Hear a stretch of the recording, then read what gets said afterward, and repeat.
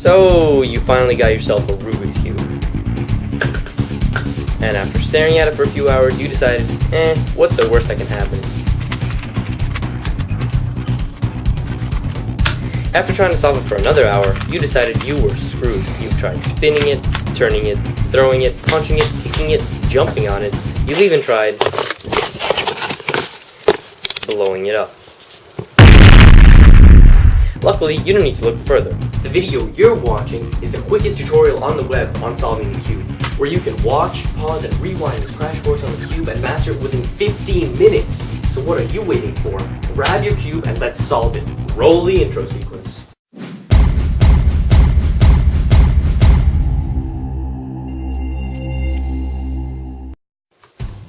Okay, so before you actually start to learn how to solve the cube, you should know the basics, how the cube is structured and what it's made up of. Now, the first thing you should know is that the cube has 6 sides, and the sides are green, white, blue, yellow, orange, and red. Now, the cube consists of 3 layers: the first layer, the second layer, and the third layer. The cube has 3 different types of pieces. There's the centerpiece, which is one color and it never changes, it never moves. The second type of piece is an edge piece, which has 2 colors, for example, this green and white edge. And then the third type of piece is a corner, which has 3 colors, which is green, white, and orange. The centers and the edges and the corners are referred to by their appropriate colors. Alright, so now that you know the basics of the cube, we can go on to solve it. Now that we've got this cube all mixed up, we're ready to go. The first thing we're going to do is solve this green cross by putting in the 4 green edges into their appropriate places. So when solving the cross, we have to follow several steps. The first step is to find the green edge. The second step is to connect the other color of the edge to its appropriate center. The third step is to connect the green part of the edge to the green center. And the final step is to correct any mistakes that we may have made. So here we go. First step, we find a green edge. Here we go, green, yellow. Second step, we connect this yellow with the yellow center. There it is, we've connected it. Third step is we connect this green with this green center by turning it like this. There we go. And the fourth step is to fix any mistakes we may have made. Well, we haven't made any, so there we go. There's our first edge piece placed in. Now we start the cycle all over again. First we find an edge piece. Here we go, green and white. The second step is we have to connect this white to a white center. So if we turn this like this, then these 2 whites will be connected. The third step is to connect this green with the green center, so we turn it like this. And the final step is to fix any mistakes we may have made. Well, we haven't. Our yellow is still there, and now we've created the white. And now we start all over again. So we find this edge piece, red-green. Second step is we connect it with the red. Well, it's already connected. Third step is we connect the green with the green center, so we do that. Fourth step is to fix any mistakes. Once again, we haven't made any. We've got white, red, and yellow all set. Last edge piece. We're looking for green-orange, which we found right here. We connect the orange with the orange center. It's already connected for us. Now we connect the green with the green center. There we go.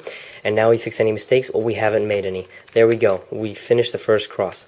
Now to move on to the corners. The corners have a different set of steps. The first step is to find a corner.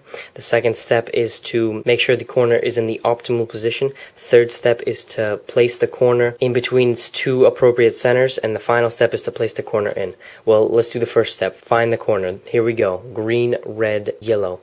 Now, the second step is to make sure it's in the optimal position. The optimal position is when you are holding the cube so that the green center is pointing upwards. The green part of the corner is looking straight at you, So, in this case, this is in the optimal position. The second step is to take this corner and bring it in between its 2 appropriate center colors. The 2 other colors of this corner are red and yellow. So we turn this until it's in between the red and yellow centers, as it is now. The final step is placing this corner into here, which is what we want to do. To do this, we first have to move it away. Right now it's on the right side, so we move it away to the left. We bring down the right, we place it in, and we lift it up. As you can see, we've placed this corner into its appropriate position. And now let's start all over again. First, we have to find a corner. So we find this corner right here, green, white, and orange. Next, we have to make sure it's in the optimal position. It is, since the green is facing up and this green part is pointing towards us, this is in the optimal position. Now we turn it until it's in between the orange and the white, which it already is, and now we place it in. This time, since it's on the left side, we turn the bottom to the right, we bring the left down, we place it in, and we lift it up. Now, as you can see, we've placed the orange and white corner in. Now we start all over again. We're looking for another corner. Here it is. It is the green, white, and red corner. Is it in the optimal position? Yes, it is. When the green is facing up, this is pointing towards us. Now we have to take this and bring it in between the red and the white centers, as this is red and white. There we go. Okay, so now we've placed this corner in between the white and the red.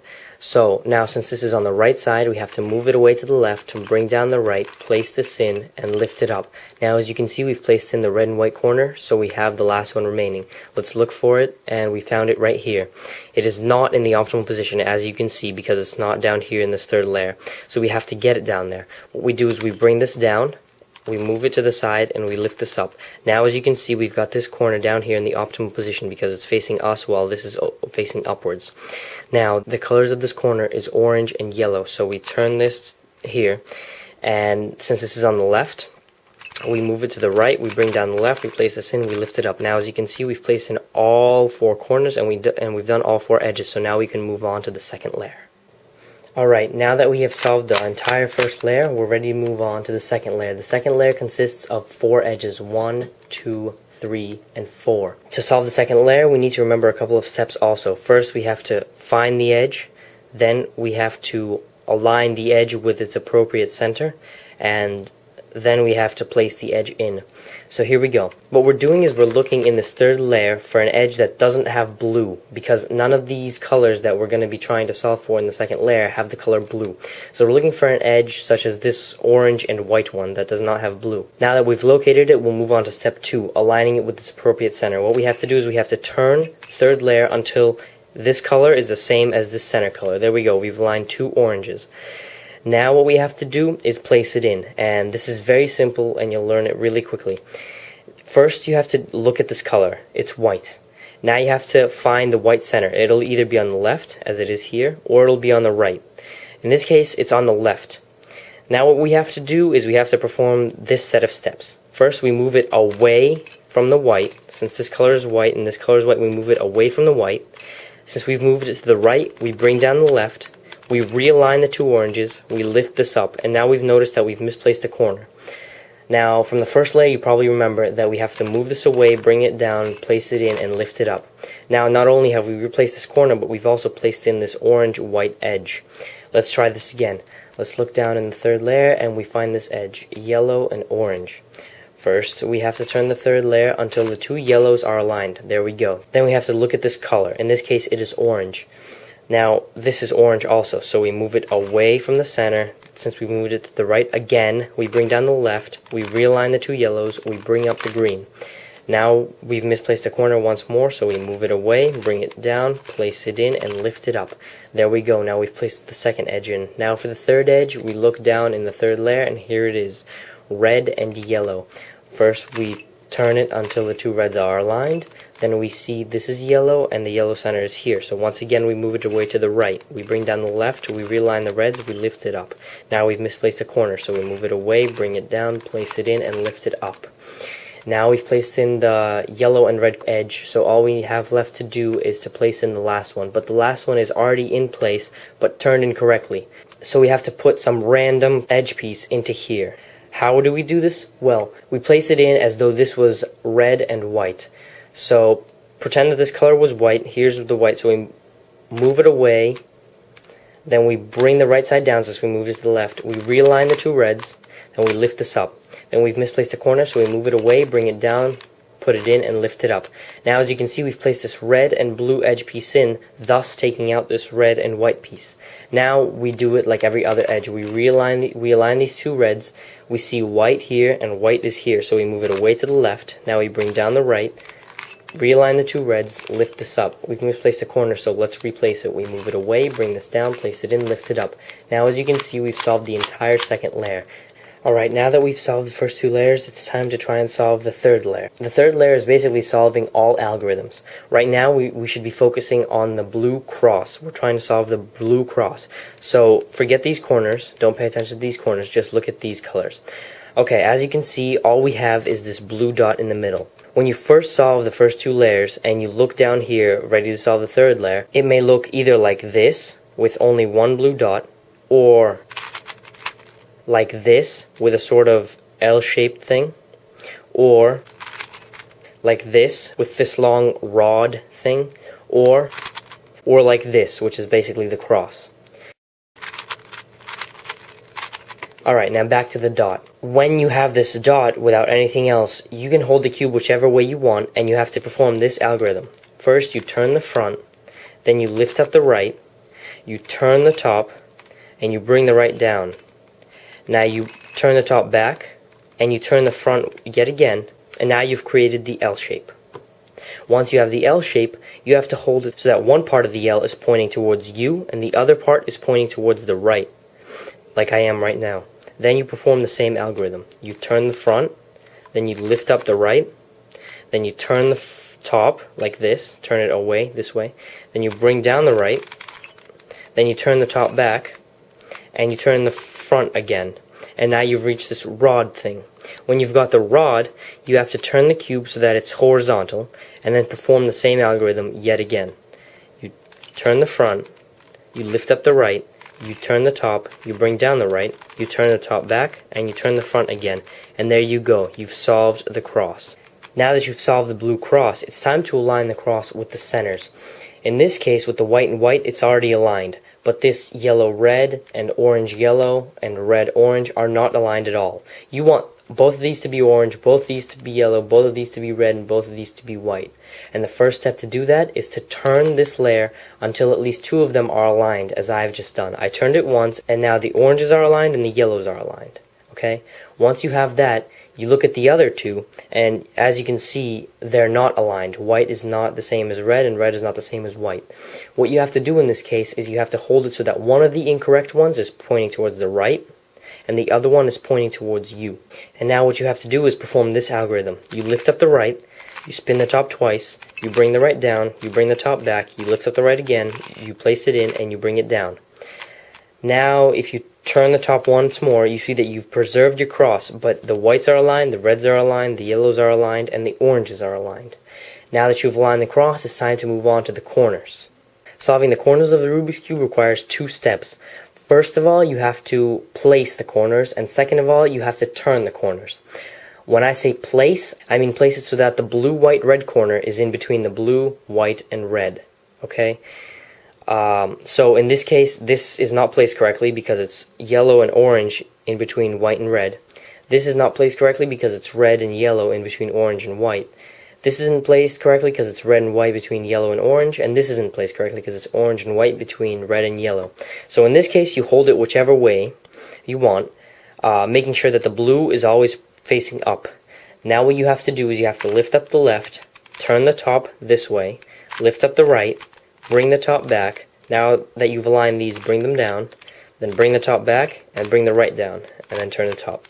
You've preserved your cross, and you've kept all of these aligned, but you've placed this one correctly, because as you can see, it's the blue, white, red, in between blue, white, and red. So even though it's not turned correctly, it's placed correctly.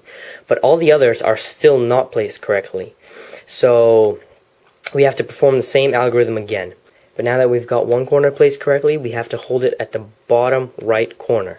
Hold it like this, and perform the algorithm again. Lift up the left, turn the top, lift up the right, turn the top back, bring down the left, turn the top back, bring down the right, and turn the top once more. You've preserved your cross, you've kept this, this, and this, and now all the corners are placed correctly. Red and yellow is in between red and yellow, red and white is in between red and white, this one is completely placed correctly, and orange and yellow are placed in between orange and yellow. Now we're moving on to the last step. The last step in solving the Rubik's Cube is turning these corners correctly so that the whole cube is solved. The way we do this is we hold any incorrect ones on the right side, where our right hand is, and we perform this algorithm. This is the longest one yet. We lift up the right, we spin the top twice, we bring the right down, we bring this back, we lift it up, we place it in, and we bring it down. Now we do the same thing on the left side. We lift it up, we spin it twice, we bring it down, we spin it this way, we lift it up, we place the top in, and we bring it down. As you can see, we've got two corners turned correctly. Now it's time to turn these two corners correctly also. So now we're going to perform the same algorithm again. We hold these two on the right side because they're both wrong, and we lift up the right, we spin the top twice, we bring the right down, we bring this back, we lift this up, we place it in, and we bring it down. Now we do the same thing on the left. We lift it up, we turn it twice, we bring it down, we turn the top again, we lift it up, we place it in, and we bring it down. Even though the cube still isn't solved, all we need to do is perform this algorithm one more time, so watch closely. We're holding it on the right side, and we're lifting up the right, we're spinning it twice, we're bringing this down, bringing the top back, lift this up, place the top in, and bring it down. Do the same thing on the left side, lift the left up, spin it twice, bring it down, bring it back, lift it up, place it in, and bring it down. And here you go. Congratulations, you've just solved your Rubik's Cube. Now, hopefully you're solving a fully solved Rubik's Cube in your hands right now. Keep practicing these techniques and you'll literally be able to solve this in under a minute. Now, go show off to your friends your newfound skills with the Rubik's Cube. Also, if there was anything I missed, just leave me a comment or a video response with your particular case of the Rubik's Cube, and I'll post another tutorial explaining to you in particular how to solve your case. Because I think there were some things I missed in the corners and the edges part of the tutorial, because the cube that I was solving was pretty simply configured already. So if you have some sort of question or some sort of corner that you can't put in right, or some sort of edge that you can't align with the cross, just leave me a comment or video response and I'll try to respond to it as quickly as possible. Anyways, thanks for watching. I hope this tutorial really helped you. Make sure to like and comment on my video. I always want to know what I can do better next time. And yeah, go have fun solving your Rubik's Cube.